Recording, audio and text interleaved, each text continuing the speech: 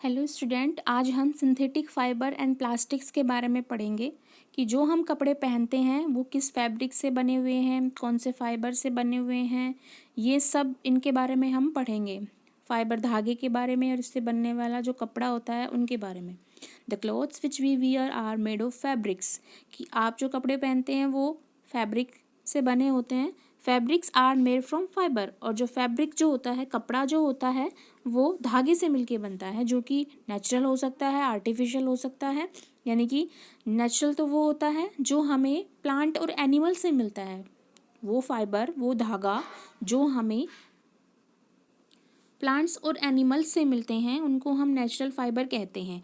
Artificial fibre क्या होते हैं? हम इसको सिंथेटिक फाइबर भी बोलते हैं। आर्टिफिशियल फाइबर जो मनुष्य द्वारा प्रिपेयर करे जाते हैं लेबोरेटरी के अंदर, केमिकल की सहायता से, केमिकल रिएक्शन की सहायता से प्रिपेयर किए जाते हैं, उनको हम आर्टिफिशियल फाइबर बोलते हैं। For example rayon, nylon, Orlon, ये सब जो होते हैं वो सिंथेटिक फाइबर होते हैं। ठीक है, आपने पिछले चैप्टर में पढ़ा होगा नेचुरल फाइबर के बारे में। कॉटन है, वूल है, सिल्क है आदि। देखिए, आपको एक यहाँ पे एक टेबल दे रखी है, ये दे रखी है यहाँ पे टेबल, ये वाली। तो ये जो टेबल है इसमें आपको नेचुरल और आर्टिफिशियल फाइबर के कुछ आर्टिकल के नेम लिखने हैं। बने हुए जो कपड़े हैं उनका नाम लिखना है। जैसे ये है name of article, type of fibre, कौन किसका फाइबर। जैसे कि आप लिखोगे यहाँ पे शर्ट, तो शर्ट किस टाइप की, कॉटन की भी हो सकती है ना।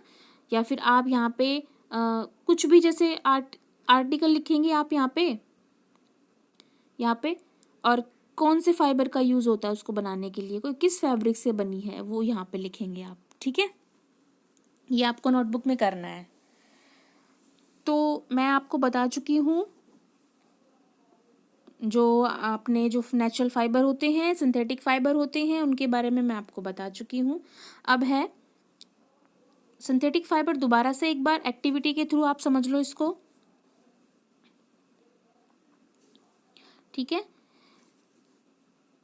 The synthetic fibers on the other hand are made of human beings. Human beings मतलब मनुष्य के द्वारा बनाए जाते हैं, मैन मेड होते हैं सिंथेटिक फाइबर। अब है try to recall the uniform pattern found in a necklace of beads join with the help of a thread, और try to join a number of paper clips together to make a long chain.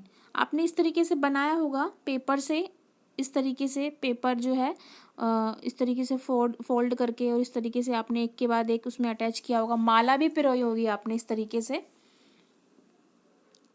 तो ये chain है, ये long chain बनी है हमारे पास में। ठीक है, तो a synthetic fibre is also a chain. Synthetic fibre भी एक प्रकार की चेन होती है, छोटी छोटी यूनिट से मिलके बनी होती है। Etch small unit is actually a chemical substance, लेकिन इसमें प्रत्येक जो यूनिट होगी, यानी कि जैसे इसमें माला का एक मोती है, वैसे ही जो सिंथेटिक फाइबर है उसमें जो सबसे छोटा पार्ट, यानी सबसे छोटी जो यूनिट होगी वो एक केमिकल सब्सटेंस होगा, एक केमिकल होगा। ठीक है, उस सिंगल यूनिट को, अब वो सिंगल जो यूनिट है उसको हम मोनोमर बोलते हैं। क्या बोलते हैं? मोनोमर। ठीक है, और वो जो सिंगल यूनिट है वो एक चेन के रूप में एक दूसरे से जुड़ी हुई होती है, उसको हम पॉलीमर बोलते हैं। ठीक है, वो जो लास्ट सिंगल यूनिट होती है, बड़ी वो जो चेन बनती है, उसको हम पॉलीमर बोलते हैं। ठीक है, पॉलीमर जो है ग्रीक भाषा से आया है।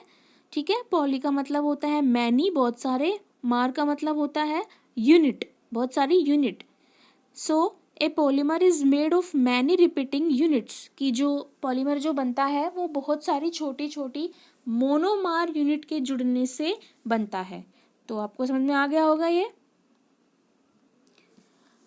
अब है टाइप्स ऑफ सिंथेटिक फाइबर। पहले हम पढ़ रहे हैं रेयोन के बारे में। रेयोन जो है सिंथेटिक फाइबर है। उससे पहले हमें दिया गया है एक बॉक्स के अंदर, polymer occur in nature also, कि पॉलीमर जो होता है प्रकृति के अंदर भी होता है। देख, for example cotton, cotton is a polymer cold cellulose. Cotton जो होता है एक पॉलीमर ही है जो कि जिसकी छोटी यूनिट होती है cellulose. Cellulose is made of the large number of glucose unit, और सेल्यूलोज जो होता है वो छोटी छोटी बहुत सारी ग्लूकोज यूनिट से मिलके बना होता है। ठीक है, तो कॉटन भी पॉलीमर ही है। ठीक है, अब हम रेयन के बारे में पढ़ रहे हैं।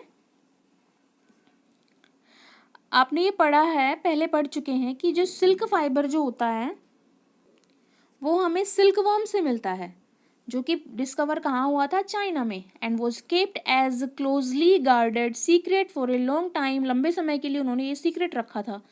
Fabric obtain from silk fiber was very costly, कि जो सिल्क फाइबर जो मिलता था, सिल्क फाइबर बहुत ज़्यादा कॉस्टली होता था, उससे बने हुए फैब्रिक भी बहुत कॉस्टली होते हैं, बट लेकिन उसका जो टेक्सचर था वो बहुत ज़्यादा ब्यूटीफुल था, बहुत सुंदर था।